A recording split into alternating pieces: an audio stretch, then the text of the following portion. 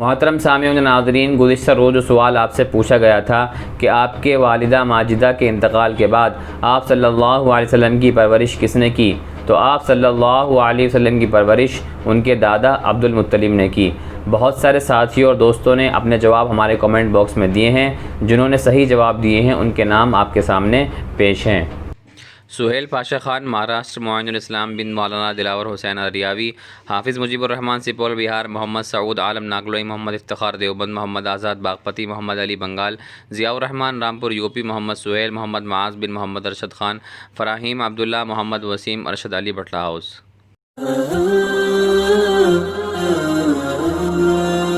السلام علیکم ورحمۃ اللہ وبرکاتہ۔ میں ہوں آپ کا میزبان حافظ محمد دانش۔ محترم سامعین و ناظرین، آپ کے سوالات کے جوابات کے لیے ہمارے ساتھ موجود ہیں بٹلہ ہاؤس سے شاہ مسجد کے امام خطیب مفتی احمد بن محمد ارشد خان صاحب۔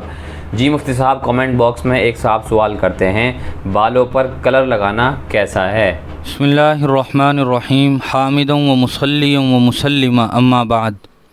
جی ہاں، سیاہ خضاب کے علاوہ یعنی کالے رنگ کے علاوہ سرخ کلر لگانا، لال رنگ لگانا سر اور داڑھی کے بالوں میں بالکل جائز ہے، اور ڈائی وغیرہ میں کالے کلر کے علاوہ دوسرے رنگ لگا سکتے ہیں، لیکن وہ رنگ ایسے ہوں کہ جس کی تہ اور پاپڑی بالوں پر نہ جمتی ہو، اور اگر جمتی ہو تو دھونے کے بعد نکل جاتی ہو، کیونکہ اگر وہ جمی رہے گی تو وضو اور غسل کرتے ہوئے پانی جڑوں تک نہیں پہنچ سکے گا، جس کی وجہ سے وضو اور غسل نہیں ہوگا۔ لہذا اگر وہ ایسا کلر اور ڈائی ہے جس کی تہ اور پاپڑی یہ اتر جاتی ہے تو پھر اس کو لگانے کی گنجائش ہے، بشرطے کہ وہ کالا نہ ہو۔ سلیم اکمل صاحب کمنٹ باکس میں معلوم کرتے ہیں، سجدہ تلاوت کا صحیح طریقہ کیا ہے؟ جب سجدہ تلاوت کرنے کا ارادہ ہو تو دل ہی دل میں نیت کر لینا بھی کافی ہے، اور اگر زبان سے کہیں تو بھی بہتر ہے۔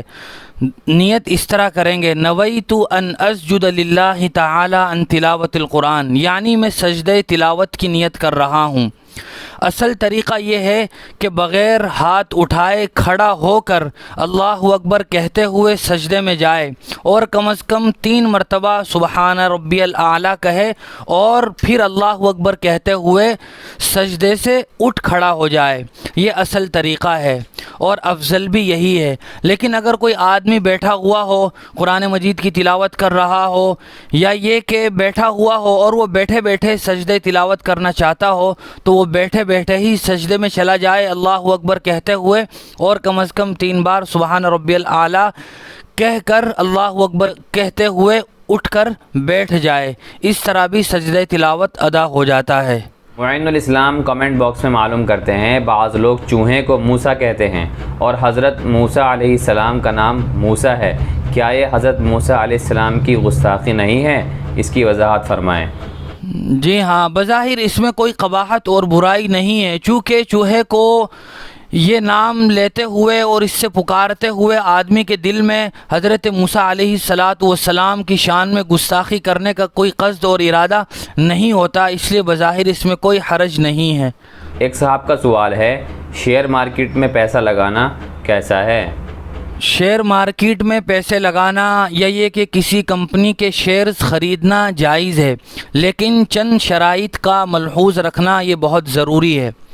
نمبر 1، جس کمپنی کے ہم شیئرز خرید رہے ہوں اس کمپنی کا وجود بھی ہو، صرف وہ کمپنی کاغذی طور پر رجسٹرڈ نہ ہو۔ نمبر 2، دوسری شرط یہ ہے کہ اس کمپنی کے جو اثاثے ہیں، جو جائیداد ہیں، وہ صرف نقد اور کیش کی شکل میں نہ ہو، بلکہ اس کمپنی کی اپنی بلڈنگ ہو، یا یہ کہ اس کمپنی کی مشینیں ہوں، اس کی جائیداد بھی ہو جو زمین پر نظر آ رہی ہوں۔ نمبر 3 شرط یہ ہے کہ اس کمپنی میں جو لوگ شیئرز خرید رہے ہیں، اس کمپنی میں شیئرز خریدنے والے اکثر و بیشتر حلال کمائی والے ہوں، کم از کم 75% ایسی رقم اس میں لگی ہوئی ہو جو حلال کمائی کی ہو، حرام کی نہ ہو۔ چوتھی اور بنیادی شرط یہ ہے کہ وہ کمپنی حلال کاروبار کرتی ہو، کوئی حرام کاروبار نہ ہو۔ جس کمپنی میں ہم شیئرز خرید رہے ہیں یا پیسے لگا رہے ہیں وہ حلال بزنس کرتی ہو، شراب وغیرہ کی یا سود اور جوا پر مشتمل کسی کاروبار میں ملوث نہ ہو۔ پانچویں شرط یہ ہے کہ اس کمپنی کے شیئرز خریدنے میں خرید و فروخت کے جو شریعت کے دوسرے احکام ہیں وہ بھی انجام دیے جا رہے ہوں۔ مثال کے طور پر کوئی آدمی نے کوئی شیئر خریدا تو وہ اس شیئر خریدنے کے بعد اس کا مالک ہو جاتا ہو اور اس کو آگے بیچنے کا اختیار ہوتا ہو۔ اس طرح کے خرید و فروخت کے جو احکام ہیں وہ بھی اس کمپنی میں یا شیئر خریدنے میں موجود ہوں۔ اگر آدمی ان شرائط کو بطور خاص ملحوظ رکھتا ہے تو پھر اس کے لیے کمپنی کے شیئرز خریدنا یا کسی کمپنی میں شیئر مارکیٹ میں پیسے لگانا یہ جائز ہوگا۔ ایک صاحب کا سوال ہے، جمعہ کے دن سورہ کہف پڑھنے کے بہت سے فضائل ہیں، جن میں سے یہ بھی ہے کہ دجال کے فتنوں سے حفاظت ہوتی ہے۔ جن لوگوں کو پڑھنا نہیں آتا ہے تو کیا سننے سے فضیلت حاصل ہو جائے گی یا نہیں؟ قرآن مجید اللہ تبارک و تعالیٰ کی وہ کتاب ہے جو اللہ تبارک و تعالیٰ نے اپنے بندوں کی ہدایت و رہنمائی کے لیے اور خیر و برکت کے حصول کے لیے نازل فرمائی ہے۔ ایک مسلمان ہونے کے ناطے ہمیں کم از کم قرآن مجید کی تلاوت کرنا یہ آنا چاہیے، اور اس سے افضل طریقہ تو یہ ہے کہ آدمی قرآن مجید کی جب تلاوت کر رہا ہو تو وہ قرآن مجید کے مطالب، معانی اور اس کے مفہوم کو بھی سمجھنے کی کوشش کرے، تاکہ اللہ تبارک و تعالیٰ کس آیت میں ہم سے کیا کہہ رہے ہیں وہ ہمیں اچھی طرح معلوم ہو سکے۔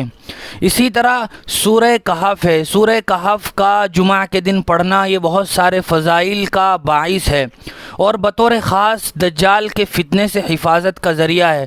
لہٰذا اس فضیلت کے حصول کے لیے تو حضور اکرم صلی اللہ علیہ وسلم نے تلاوت کرنے کا حکم دیا ہے۔ محض سننے سے قرآن مجید سننے کی برکت تو حاصل ہو سکتی ہے، لیکن وہ فضیلت حاصل نہیں ہو سکتی جو اللہ کے رسول صلی اللہ علیہ وسلم نے سورہ کہف پڑھنے پر بیان فرمائی ہے۔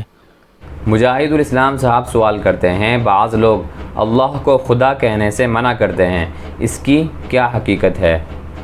اللہ یہ اللہ کا اسم ذاتی ہے جو اللہ کا ذاتی نام ہے، اور نام کے معنی سے کسی کو پکارا نہیں جاتا ہے۔ خدا کا معنی لغت میں حاکم، مالک اور آقا کے آتے ہیں۔ خدا کے معنی کو ملحوظ رکھتے ہوئے اگر اللہ کو خدا کہا جائے تو یہ مسئلے اور فتوے کے لحاظ سے جائز ہے، کوئی ناجائز نہیں ہے، لیکن بہتر اور افضل یہی ہے کہ اللہ کو اللہ ہی کہا جائے۔ قاری یونس صاحب گجرات سے معلوم کرتے ہیں، کچھ ماہ کے لیے گاڑی کرائے پر لینا کیسا ہے اور اس کی کیا شرائط ہیں؟ جی ہاں، کوئی گاڑی چند مہینے کے لیے کرائے پر دینا جائز ہے۔ اس کو شریعت میں اجارہ یعنی کرایہ داری کہا جاتا ہے، لیکن اس میں ایک اصول اور ضابطہ بنیادی طور پر یہ ہے کہ جو چیز کرائے پر دی جاتی ہے وہ چیز اصلاً مالک کی ملکیت ہوتی ہے، جس آدمی نے اس کو کرائے پر دیا ہے۔ اس میں اگر کوئی ٹوٹ پھوٹ ہوتی ہے، اگر اس ٹوٹ پھوٹ میں کرایہ دار کی اپنی مرضی یا وہ اپنے ارادے سے اس میں کچھ توڑ پھوڑ کرتا ہے جس کو قصداً تعدی کہا جاتا ہے، تو اگر کوئی آدمی اس طرح اپنی مرضی سے کوئی توڑ پھوڑ کرتا ہے تو اس کی اصلاح اور مرمت کی ذمہ داری وہ کرایہ دار کی ہوگی۔ لیکن اگر کرایہ دار کی مرضی اور اس کے ارادے کے بغیر کوئی چیز ٹوٹ پھوٹ جائے تو اس کی اصلاح اور مرمت کی ذمہ داری وہ مالک کی ہوتی ہے۔ مذکورہ سوال میں کسی آدمی نے کوئی گاڑی کرائے پر دی ہے، اگر اس گاڑی کو استعمال کرتے ہوئے کوئی خرابی پیدا ہو جاتی ہے، اس میں پنچر ہو جاتا ہے یا یہ کہ کوئی چیز ٹوٹ جاتی ہے، تو اس کی مرمت اور اصلاح کی ذمہ داری وہ گاڑی کے مالک پر ہوگی، اس آدمی پر نہیں ہوگی جس آدمی نے گاڑی کرائے پر لی ہے۔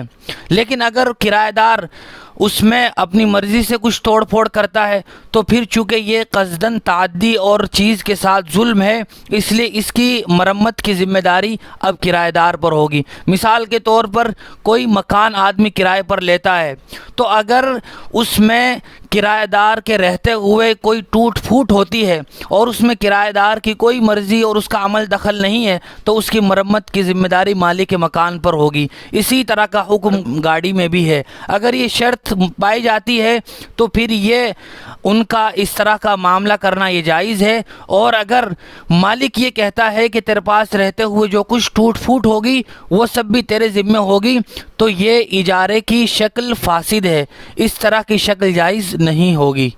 چچا محتسم حضور نگر سے معلوم کرتے ہیں کیا قبرستان روز جا سکتے ہیں یا نہیں؟ جی ہاں، قبرستان جانے میں اور وہاں اپنے مرحومین کے ایصال ثواب کے لیے فاتحہ خوانی کرنے میں یا بطور عبرت اور موت کو یاد کرنے کے لیے قبرستان جانے میں روز آنا بھی کوئی حرج نہیں ہے۔